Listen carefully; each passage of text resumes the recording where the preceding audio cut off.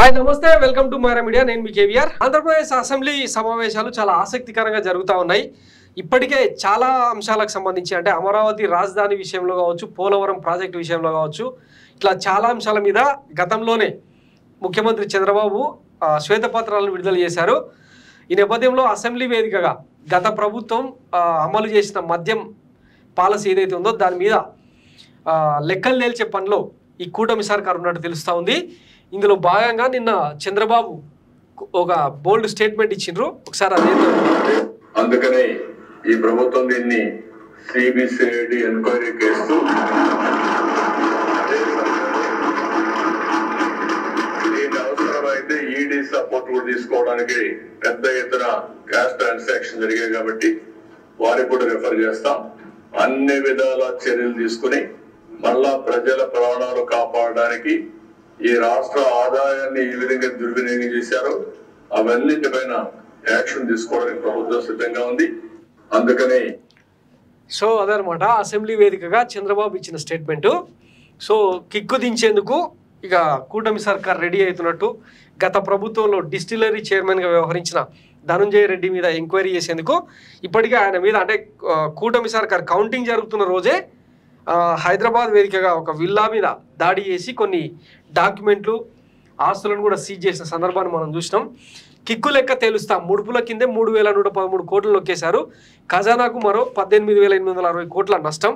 Jagan liquor దందాపై శ్వేతపత్రం మద్యంలో మహామాయ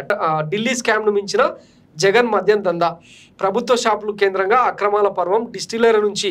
నేరుగా షాపులకు సీసాలు వాటిపై వచ్చే పన్నులు వైసీపీ నేతలకు 641 షాపుల్లో ఎన్డీపీఎల్ అమ్మినట్లు నమోదు అందుకే 4 రోజుల ఆలస్యంగా నగదు జమ మొత్తం దోపిడీ 30,000 కోట్లుగా అంచనా 7 కంపెనీలకే దాదాపు అన్ని ఆర్డర్లు వైసీపీ హయాంలో 38 కొత్త బ్రాండ్లు డిస్టిలరీలను కబ్జా చేసి దందా తయారీ అమ్మకం అంతా వాళ్ళ చేతిలోనే పక్క రాష్ట్రాల మద్యంతోనూ దోపిడీ ధరలు పెంచి పేదల జేబులు లూటి నాసిరకంతో అనారోగ్య సమస్యలు అక్రమాలపై సిఐడితో విచారణ అసెంబ్లీలో సీఎం చంద్రబాబు ప్రకటన 1,000 కోట్లు నష్టం చేస్తే శిక్షించకపోతే ఎలా పవన్ ముడుపులో 3,000 కోట్లు కావు 30,000 కోట్లు అని బీజేపీ సో ఇక కూటమిలోని అన్ని పార్టీలు కూడా ఈ సందర్భంగా నిన్న పవన్ కళ్యాణ్ కూడా ముఖ్యమంత్రికి విజ్ఞప్తి చేస్తున్నాం చట్టపరంగా ఎంత శిక్షలు వేయాలో అంత శిక్షలు వేయాల్సిందే లేకపోతే ప్రజలు క్షమించరు ఈ తీర్పుకు అర్థం ఉండదు అన్న కోణంలో ఆయన కూడా మాట్లాడిండు సో మొత్తం మీద రాబోయే రోజుల్లో చాలా ఆసక్తికరమైన రాజకీయ పరిణామాలు చోటు చేసుకునే అవకాశం ఉంది సో ఈ లిక్కర్కు పర్మిషన్లు ఇచ్చిన వైఎస్ జగన్మోహన్ రెడ్డి ముఖ్యమంత్రి హోదాలో ఆయనను కూడా అరెస్ట్ చేస్తారన్నదే చూద్దాం ఇప్పటికే డిస్టిలరీ చైర్మన్ మీద చర్యలు కూడా చేపట్టడం జరిగింది ఇక ఇందులో వాటాలు పంచుకున్న ఎమ్మెల్యేలు స్థానిక లీడర్లు అందరినీ కూడా బుక్ చేసే అవకాశం ఉంటుందా మరి అదే చేస్తే జైలు సరిపోతాయి లేదన్నది కూడా వేచి చూడాలి ఎందుకంటే ఇదంతా రివెంజ్ పాలిటిక్స్ అనేది క్లియర్గా కనిపిస్తుంది గతంలో ఓఆర్ఆర్ స్కామ్ తర్వాత స్కిల్ డెవలప్మెంట్ స్కామ్ ఇట్లాంటివన్నీ పుటప్ చేసి చంద్రబాబును 53 రోజులు జైల్లో ఉంచిన సందర్భాన్ని మనం చూసినాం దానికి కౌంటర్గానే ఇవన్నీ జరుగుతున్నాయన్నది కూడా ఒక అంచనా అనమాట సో మొత్తం మీద గత ప్రభుత్వం తప్పొప్పులు ఎక్కడెక్కడ ఉంటాయో వాటన్నిటిని తవిదీసే ప్రయత్నం చేస్తున్నారు అందులో ముఖ్యంగా ఈజీగా దొరికే అక్రమాలు